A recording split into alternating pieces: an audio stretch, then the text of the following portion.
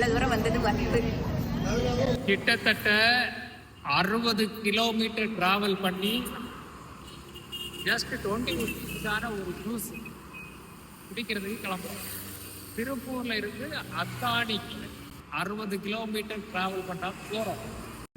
இப்போ கொஞ்ச நாளாக வந்து தேங்காய் பால் அப்படிங்கிறது வந்து யூடியூப் ஆகட்டும் இன்ஸ்டாவாகட்டும் அந்த ரீல்ஸ் வந்துக்கிட்டே இருக்குது. அது வந்து கோபியை தாண்டி அத்தானி பக்கத்தில் வந்து ஒரு கடையில் வந்து ரொம்ப ஃபேமஸ். தேங்காய் பால் நிறைய இடத்துல கிடைக்குது. ஆனால் அந்த தேங்காய் பாலுங்கிறது வந்து அத்தானியில் இந்த மணி கூல்ட்ரிங்க்ஸ் கடையில் வந்து ரொம்ப ஃபேமஸ் அப்படிங்கிறத நம்ம வீடியோக்களில் நிறைய பார்த்தோம்.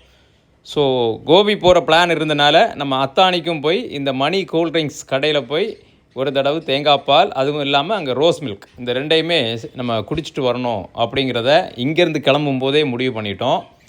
நாங்கள் 4 பேரும் ஃபேமிலியாக தான் போனோம். பைக்கில் தான் போனோம். நேராக போயாச்சு.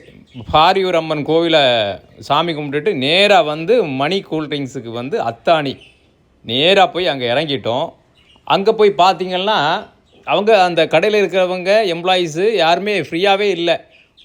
வந்துகிட்டே இருக்கிறாங்க, மக்கள் கொடுத்துக்கிட்டே இருக்கிறாங்க. அதுலேயும் குடிக்கிறவங்கள விடவும் பார்சல் வாங்கிட்டு போகிறவங்க இன்னும் அதிகம். நாங்களும் கொஞ்சம் பார்சல் வாங்கிட்டு தான் வந்தோம்.